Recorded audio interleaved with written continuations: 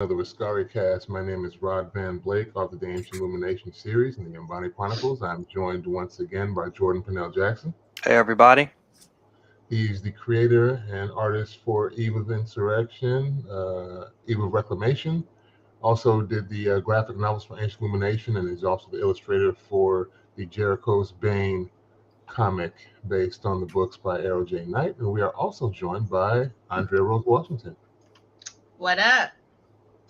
She is the author of Adalithia, Elendil, and Almond Tree's Magic. So if you like sci-fi and fantasy, our website, Patreon page, and Shopify will be in the link of the description.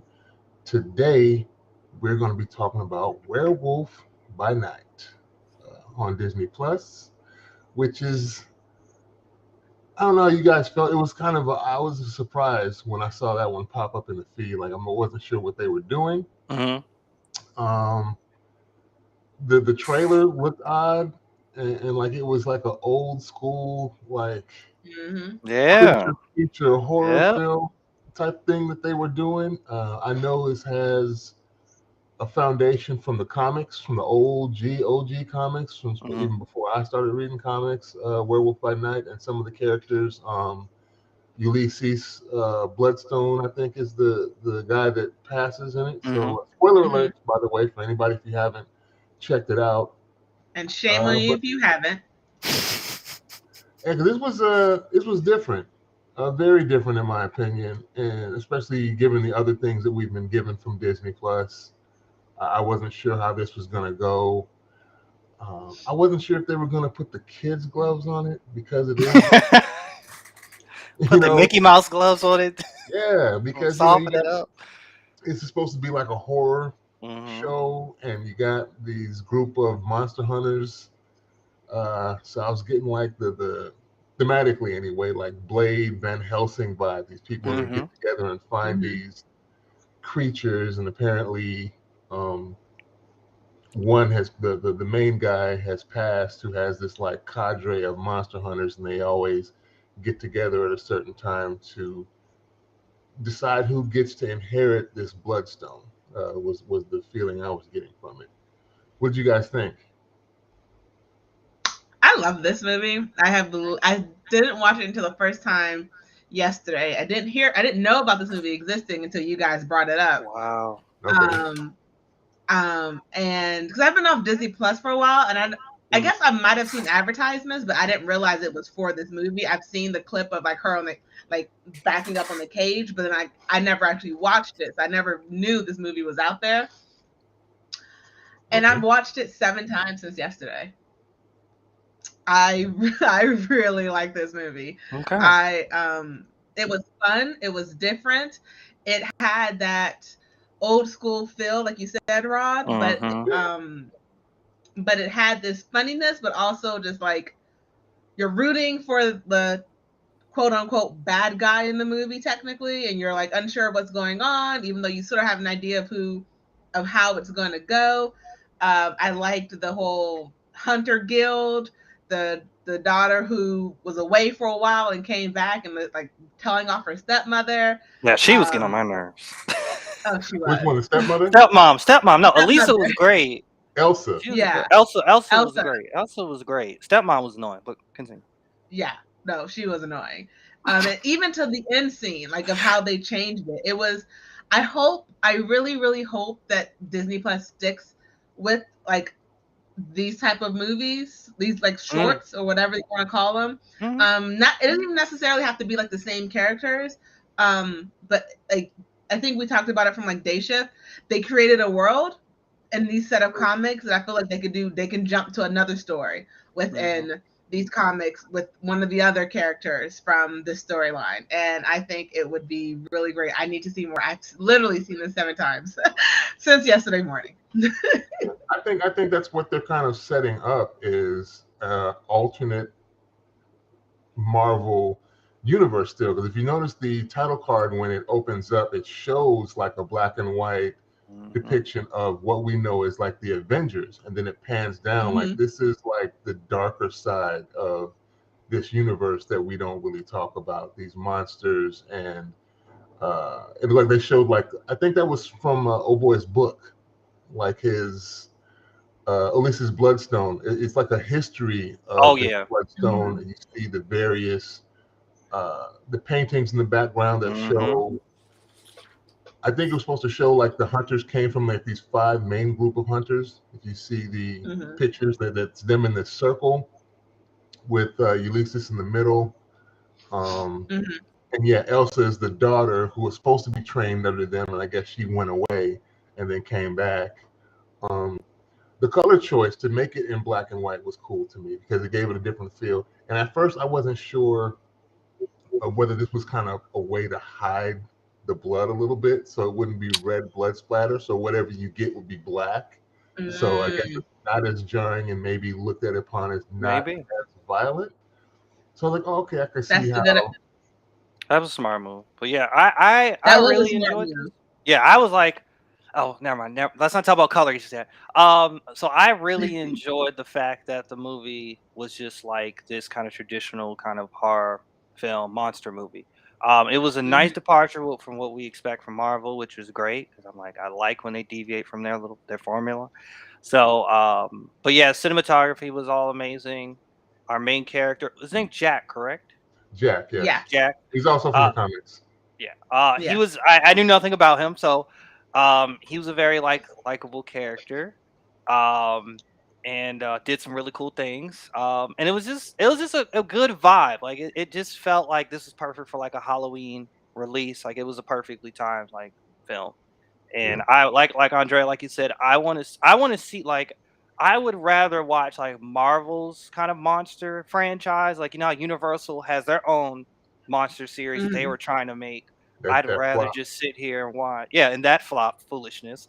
I'd rather just look at Marvel's like their own little Universal monsters because they do have some things that were very interesting. That I was like, oh, this character, and I'm like, I know a character like this in DC, but I'm like, oh, I remember this character, but we'll talk about that later. But great movie, great movie. I only watched it one time, and I'm gonna watch it more. I wanted to watch it some more. I got one watch in, but it was great. It was good. I got one watch in, like a 7 Put your times. hands down. Everyone heard you the first time 7 times. I didn't say it. I just showed it. You said it. Yeah. It was a choice, I think, with the coloring that I see that I think Disney saw some success with the initial episodes of WandaVision. I think this was kind of a carryover. Because remember, they kind of started with the kind of campy sitcom vibe in black and white. And they just kept it going for a while. And at first, when everybody was watching WandaVision, like, I don't know what the heck this is. I think in this instance with Werewolf by Night, most people, if you turn it on, instantly get it. I mean, even if you're not of that generation that used to watch the old black and white vampire Frankenstein, Wolfman, and the OG Godzilla films that were all in black and white, you still have seen something where this is still kind of familiar to you. For those that used to stay up late back in the day when Elvira used to have her little show on TV and watch like the old school horror stuff. This kind of gave me that feel. And it wasn't too overbearing in my opinion. It was like the perfect amount of it. So I think they took something they were already doing previously and implemented it with this show to better effect because it kind of fit more.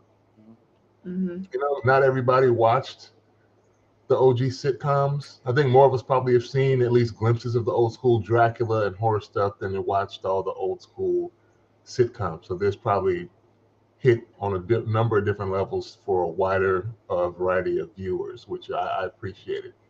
And it did kind of they twist some things in there towards the end, like you said, Andrea. We'll get to that in the second half when they do the flip at the end.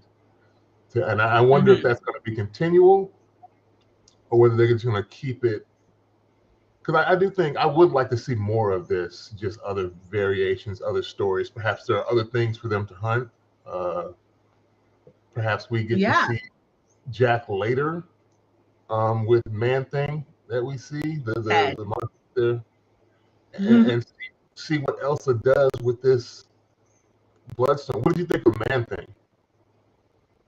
Ted is adorable and just wants a hug. I feel weird that you call him Ted, man thing, but yes, His his name name is is also Ted. Ted. It's Ted something. Ted last name starts with an S. I looked it up. But he just wants a hug. He's misunderstood. Well, And you it's don't want very no interesting because he's a monster because he looks like a monster and he can act like a monster when he's being attacked. But we see how he's very domesticated. He can make you a mean French press. So it's like, Yeah. is he really a monster or does he just look like one and so that's why they're killing them?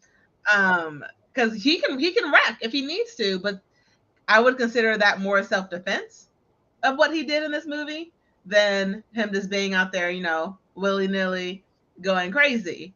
It made me think of one, I have to say, I like that this movie jumped in right in the middle and it didn't do like it didn't really do a true backstory, which I liked. And so we don't really get to see how the monsters got started, so how the hunters got started hunting the monsters. Was it just because they looked different, or is it because they were actually killing people? Like Frankenstein, he was hunted because he was different versus, then he started killing people. And then it's like, oh, you're a monster. You made me it. So I think of Ted as a cute little, as a person, cute little thing who just is misunderstood and has to defend himself and is considered a monster because the way he defends himself destroys people, wrecks them. So because we didn't really get that backstory in the beginning, which is still good because it was fun sort of jumping in like, oh crap, the lead guy's dead. Okay, let's figure out what are we doing now. But I'm on Team Ted. He just wants a hug. I mean, if you're not Team Ted, you're a terrible human being. I don't know about that. I don't understand. Like, who wanted Ted to die? Like, first of all, I was surprised to see Man Thing in this movie. I was not expecting that at all. That was a nice shock and surprise to see the Man Thing. Like, oh, cool. And because I thought I think walking into this, I thought that they were going to be hunting Jack or the werewolf. Like I thought that's what I thought the movie was going to be more of like who is this werewolf creature that they kind of allude to in the film, and so I assume that's what they were hunting. And then when we find out that it's Man Thing, I was like, cool beans. Well, the trailer kind of misleads you that way, making exactly because the initial trailer has the stepmom Verusa, whatever the heck her name is. She's talking about, I can't wait to see what kind of evil you are, and that she announces that one of you amongst us is a monster. But when we actually see what we get, that's not, they don't know that until way later that one of them's a monster. Did you believe the other hunters? Because they just seem like paper tigers to me. They go along the list of how many kills this one had, that one. And Black guy had 27. He had the lowest amount of kills. And here's the thing: I believe he probably had the highest amount because I don't feel like he inflated his numbers because he intentionally.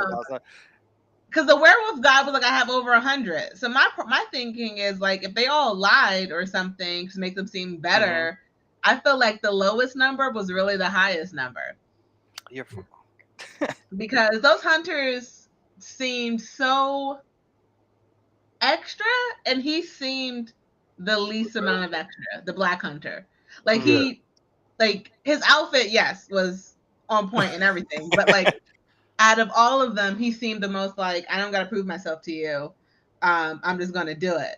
Versus, oh, I have my 37 or 57 kills, however much the Scottish guy had. And he's like, I have all these kills. I think Jack's number is real. I mean, seeing that he's a werewolf, I mean, yeah. Well, that's what I'm thinking maybe he timed up his transformation with monster hunts so that he would be able to hunt as the werewolf, kill the monster, and then transform back, get the credit for it, and then bounce. But was he really a hunter? Because there's a scene when he's in the cage where he's like, he's not really a hunter. He wasn't even here for the hunt, for the Bloodstone. He was here to free Ted. Yeah. So they leave it ambiguous that if he's really a hunter or if he is masquerading as one. But I mean, he wasn't, I think he, in the sense that he wasn't proud of it. He That's had definitely the same medallion as everybody else had, but he's not wearing it initially. When they pan up, he's holding it at his side, and it's not till he actually enters into the little layer that you see him put the medallion on. Mm. So he's got his credentials with him. So I think, like I said, those numbers are real. But he probably does his hunting as his werewolf form, because his human form, he wasn't. He did very much did not seem to be about that life I at don't all. think that. Did he have any hands? I don't even recall. Nah. Elsa had hands. Well, he wasn't there to fight. He didn't want to fight. He just wanted to free Ted. He's like, I'm not doing this again, Ted. This is the last You know what? time. How many times you Stop gonna say getting free caught. Ted? We're gonna get you a shirt that says free Ted. Free Ted. Literally, that's God, what this like is the her guys like free the whole Ted, free conversation Ted. was him reprimanding Ted for getting caught again. And he's like, this is the last time I'm gonna free you. Getting I'm caught. gonna get you out. Don't worry. I have this little bomb thingy. I'm gonna blow up the wall and I'm gonna get you out. Just stay hidden. This is the last time, Ted. Yes, give me a shirt that says free Ted because I am Team Ted all the way. And as ferocious as Ted can be, they Disneyfied the hell out of him, because I can see bobbleheads and plushies of Ted He had those cute eyes. I'm like, already. what? How y'all do Yeah. that? When his name was said, when he saw his friend, yes, but he could also be very ferocious. But you see when he was in I'm gonna wreck everyone mode versus we cool, I'm not gonna hurt you. Yeah, Don't cross me. fear supposedly is what activates the acid hands, whatever it is. Mm. Like your fear is Ooh, what some fire. activates it, and then when he grabs you, that's a wrap. That's a wrap. Dang. Because killed notice he grabbed Jack and nothing happened to Yeah, Jack. That's because they true. friends. That's because they friends. Yeah. But it's like, the fear killed themselves. He didn't kill them. He just gave them a hug. They killed themselves. They were just too scared. They're just too scared. He just wanted a hug. That's all he wanted was a hug. I'll hug you, Ted. You're not gonna hug Ted. You'll be terrified of Ted because I'm not afraid of him. Okay, you say that now. Because I know his name is Ted, and I know that he can make a mean French press. If Man-Thing walked down the street, I think everyone's running in fear. Rod might try to fight Man-Thing. After this movie, Andrea, I'm you're like, yo, Ted, what's up? Can you make me a French press? I'm gonna say those exact words. And then if it's not Ted, then I'm going to run. It's a Ted imposter. Wrong Ted. Run. My name's not Ted. I'll be the one girl like she died. How did she die? She thought it was someone she knew. She made the one fatal mistake in all horror movies. She trusted the wrong person. Now, I thought he was Ted. With as many times as you watched, Andrea, did you pay any special attention to the murals and stuff in the background? Or were you trying to pick out? I wanted to get into that. Like actually, no, I didn't. I was focusing more on trying to catch any small little movements of Elsa. I was trying to catch if I was going to see what her whole deal was. And then I was focusing a lot on the fights scenes near the end. And the old guy, the butler, was I just wanted to serve, and how he was hiding during the fight scene, ducking. As they always do. I was focusing more on the fight scenes, but no, I need to go back and watch and just look at the murals. I was just really looking at the characters during different subsets, and Elsa just kept disrespecting her stepmother, and it was glorious. Yeah, the murals and also the descriptions, and I think they were flipping pages of his diary or whatever, and you see that the mounted bus, you see a vampire, a bat-looking thing that's on the wall, another a abominable snowman looking thing with fangs and everything. Yeti, I don't know, some weird creatures I could not identify. There were other things. All those you could see in the picture book they were flipping through in the beginning of the show as they were going through things. And actually, when they finally do trap Jack and Elsa in the cage thing, you can see him kind of looking up at the various. That could be me. Yeah, and he mentioned to old boy, I'm next. Because the one hunter, the Scottish hunter, was like, "Are any of these yours?" And he's like, "No, but I fought him a few times." He's gone back and forth over the little vampire thing. But yeah, I'm probably gonna have to go through this again and kind of search through all the Easter eggs and stuff that I can find. I've been watching some of the videos too that have been picking it apart. So it's pretty interesting. I was wondering, since you watched it so many times, I was wondering if you had picked any of that stuff up. No, I was just focused. I need to go back and look at the walls and everything there. I did catch a couple of the monsters, but I wasn't really truly paying attention to them and to that sense. But I will say each one of those monsters is a story that can be told. Exactly. They can go back and tell those. We can get into that in the second half here. Let's take a quick break and come back and we can talk about it. Also talk about that changeover. We'll be back in a second.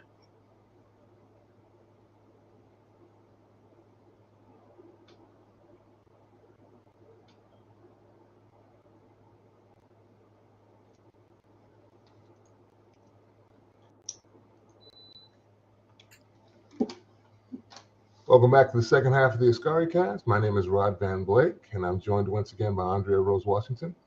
What up? And Jordan Purnell Jackson. Hey, everybody. And we're continuing our talk on Werewolf by Night on Disney Plus. Spoilers if you haven't watched it. Seems like as a consensus, we've all seemed to have enjoyed this one. I've mentioned that I like the fact that they kept the motif of the show, movie, whatever you want to call it. It's only like 55 minutes in total. Mm-hmm. But they kept the black and white, old school horror vibe going. And then towards the end, there's a weird switch up. They kind of bring in Judy Garland singing Somewhere Over the Rainbow at the end.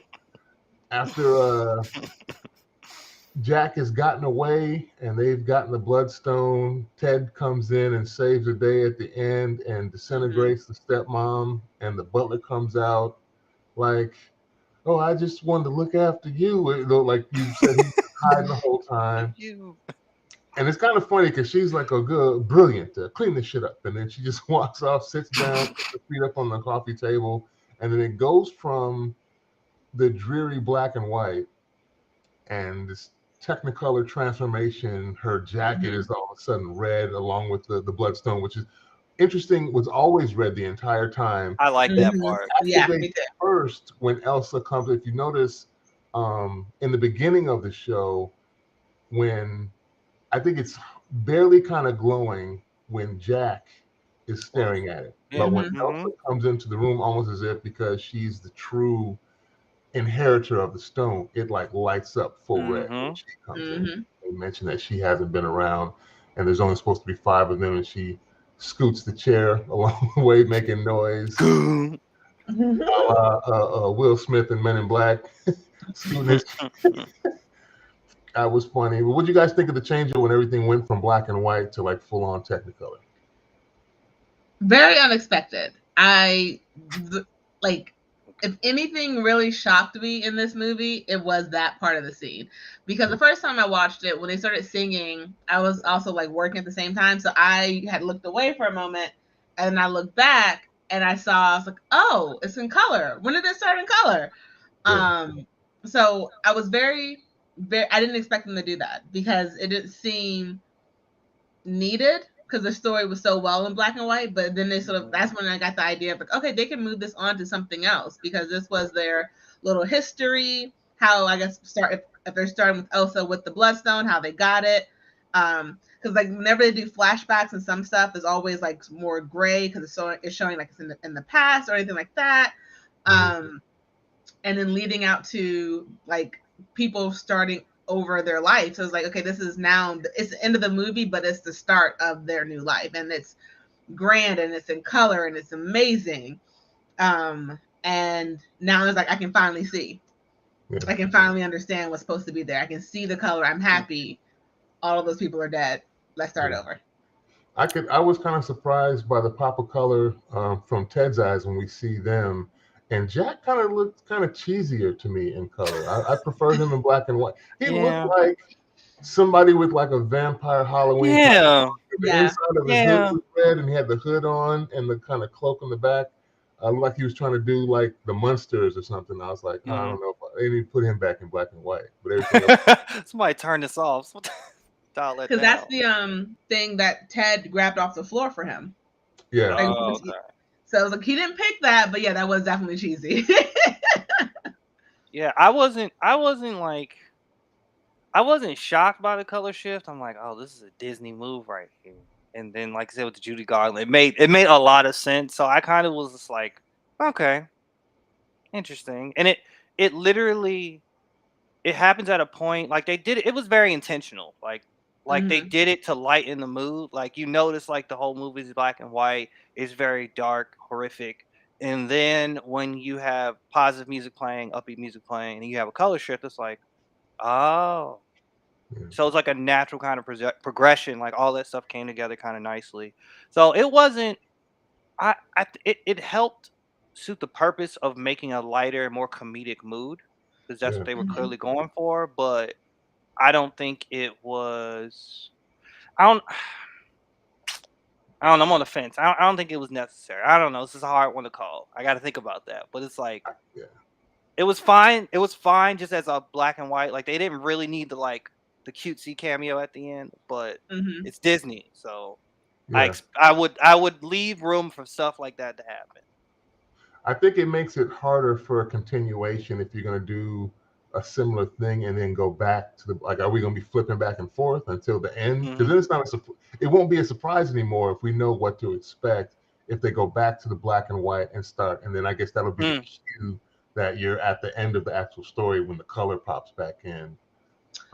Possible idea that they could do is everything that technically takes place after this movie in the timeline would be in color, and anything that takes place before this movie would be in black and white and never turn to color, because this is the transition point of the new transition of power.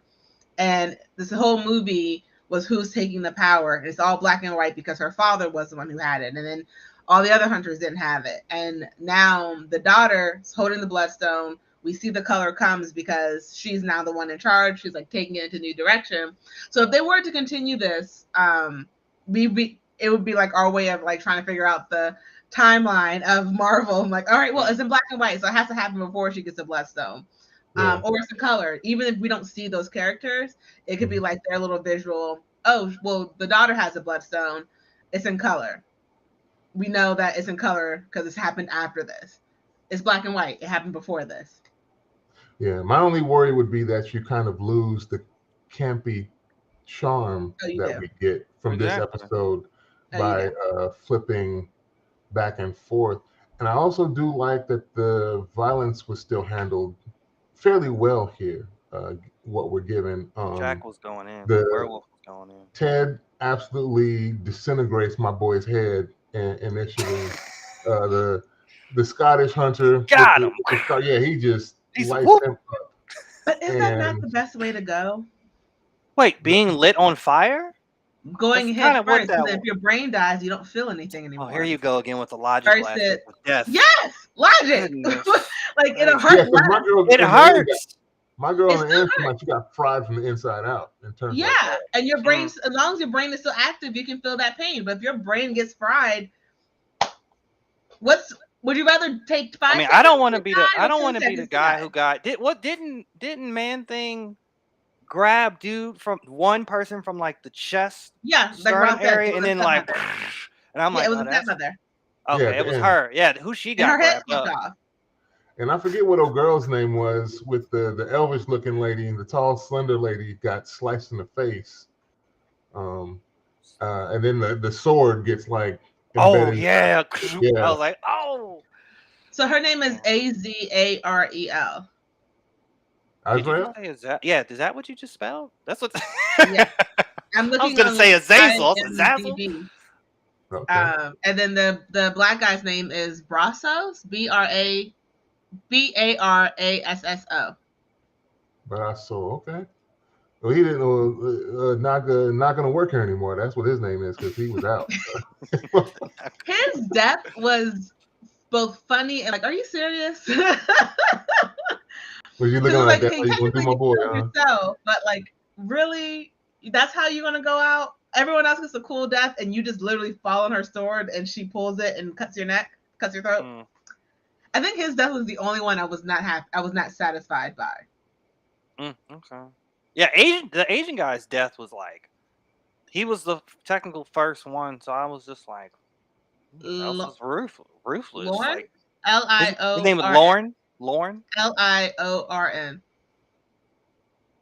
Line, Leorin line. Yeah, Yeah. Like his loss of an arm was like sloop. I was like, he oh, didn't get killed with your own weapon. arrow shot through Mhm. like the neck into the mouth. I like that was a small detail I wasn't expect. Like to see the arrow coming out of his mouth. I was like, Yeah, But good that didn't even job. kill him. Like she suffocated him Oh, and technically. that too. Just whoop. I was Yeah. like, oh. I was like, yo, she put him to sleep. I like her. I want a She's whole a story part, with Elsie, to be good honest part, with you. good part. Like what she yeah. was doing I in the didn't think she 20 was years. suffocating him. I just think she was She's like, shushing go him. to Like, sleep. go to sleep. Yeah, Go to go sleep. to sleep. No. Don't say nothing. It was funny, and I still don't know how the Scottish dude just saw his weapon and didn't take 2 steps forward over the precipice to see if anything was there. And I found what I convinced was good. Oh. I have my stuff back and turned right back around. I'm like, come on now. And she obviously was carrying. You saw her walk away with it. Mm-hmm. hmm He didn't want to investigate any further. Mm-hmm. But yeah, action was cool. The action was good, and I have to say I think the only way they could have gotten away with it the way they did is because it was in black and white. Because when the werewolf was going off on those people, those in my mind I didn't even see blood because my brain was looking for red. When Yeah, he bit off the black guy's ear, my brain was looking for red, so it wasn't as gory. yeah. And so That's I was what I like, mean. oh, They got around that. Mm. They got around it yeah, by making it And black. they had blood hit the screen when he was like killing Yeah, like the guards. Also, for some reason, when we first see those guards, I kept like thinking about the TVA. I was yeah, just like, and then it was my brain was like, I was very curious. Like, what if this like, are we on Earth? That was another thing. But like, are we on Earth or why? Like, what if we were on a different planet? But I was like, no, this is probably Earth.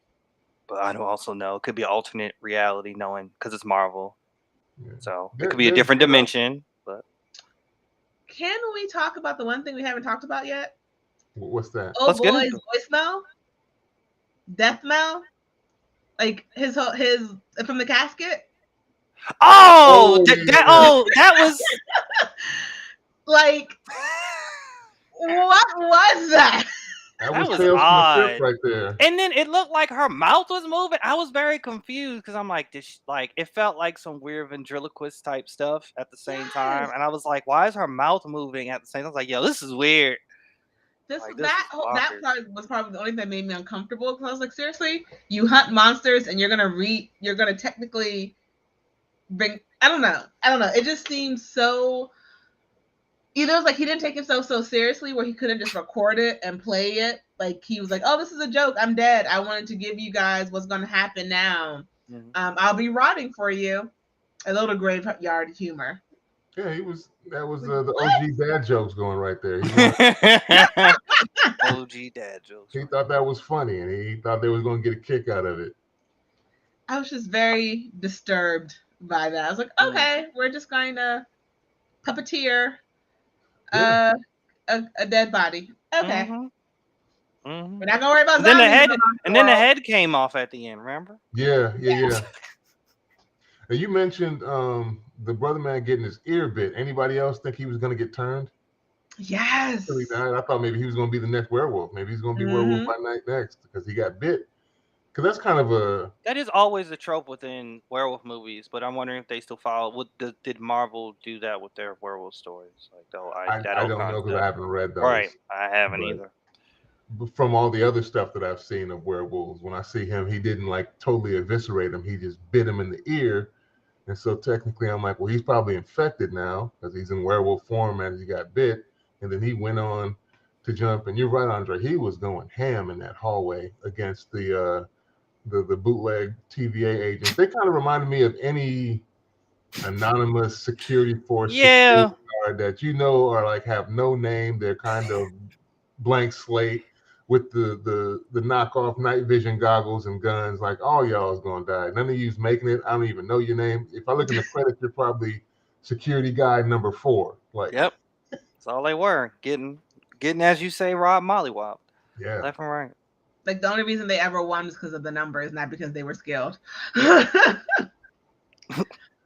were more useless than stormtroopers.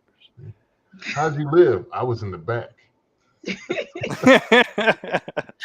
Always. The scene where he has to like full on inhale her scent to make sure when he does turn that he doesn't kill her. I was okay, that I have to admit this, people. So I read a ton of fan fiction. That made me think, all right, there's going to be a fan fiction about this.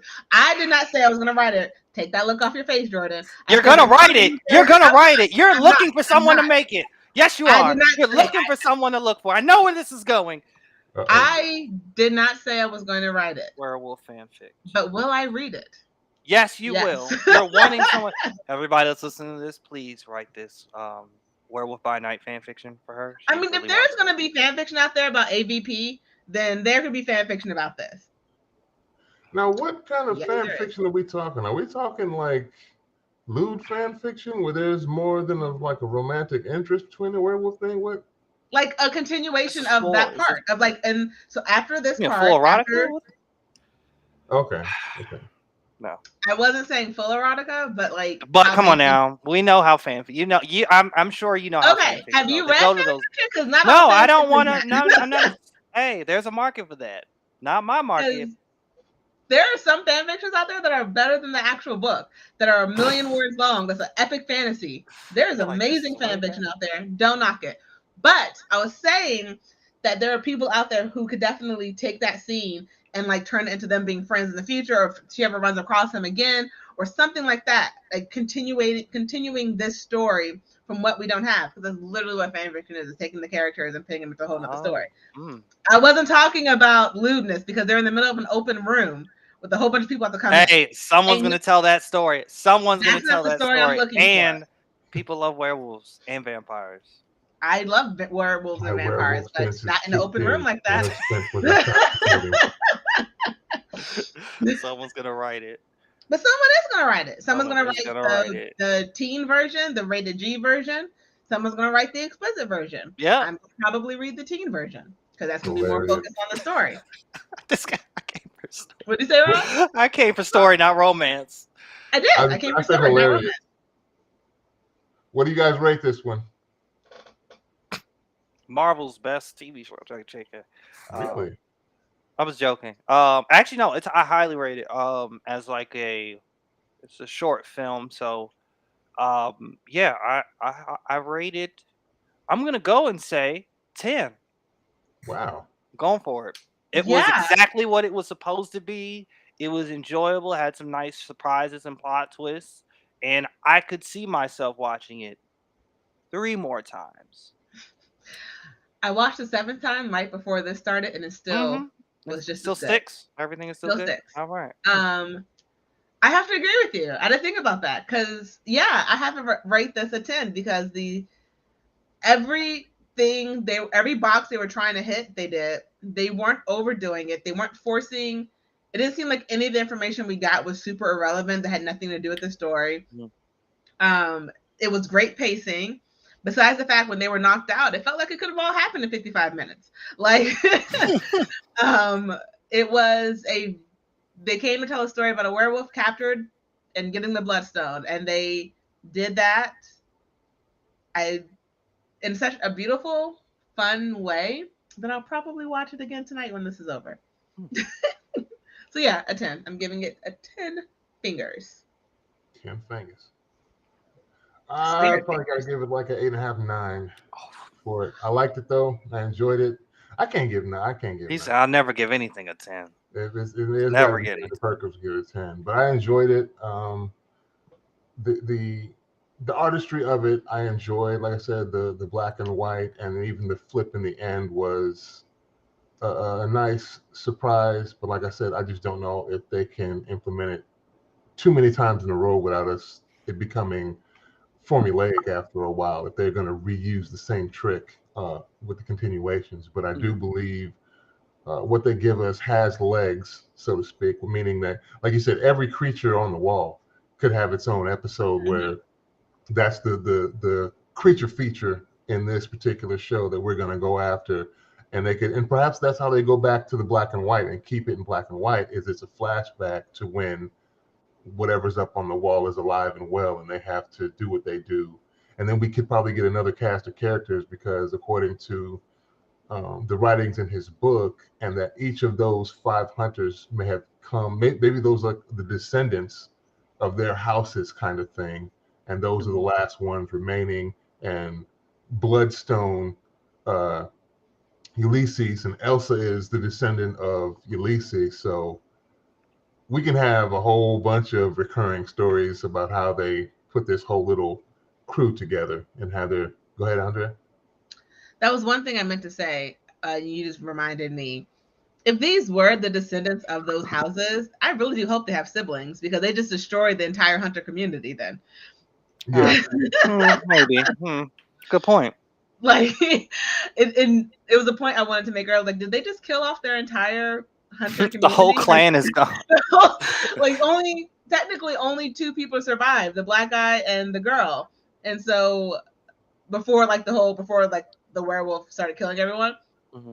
So it's like, if they really were the last of their lines, like Elsa, did you really just risk killing the entire hunter community for one? Like, couldn't you be like fight to unconsciousness, not to death?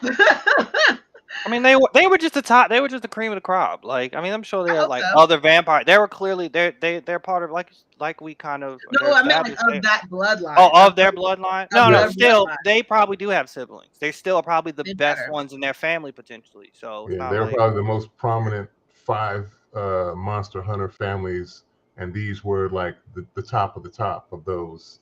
I hope so. Because one of their cousins is gonna come back. It's like I hit a revenge. You killed my cousin. Right. Jimmy, your uncle died. I'm a reporter. Not anymore. You're a monster hunter. You got to go revenge your family. What? No. Someone in fan fiction write that.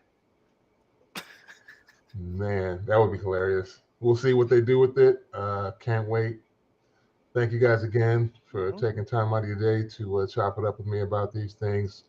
The couple people that caught us on live, you've been quiet lurkers. We didn't get any chats today, but I appreciate you taking the time out to view us on the live. Be sure to check us out on Anchor. I'll be uploading the audio from this live to Anchor, which will go out to Google, iTunes, Spotify, and a bunch of other places where you can catch podcasts. And also, don't forget to check out Trekkie and Beyond. A Star Trek podcast, Discover Discovery with us. Season 4. Season 4. You're back to Discovery, right? Yep. Yeah. You can check them out also on Anchor. And as I mentioned at the beginning of this episode, if you go to the description of this episode, you will find links to my author website, to Jordan's Shopify website, so you can find his art, comics, and to Andrea's Patreon, where you can support her and find her books and other works. Thank you again, and we will talk to you all next week. Peace.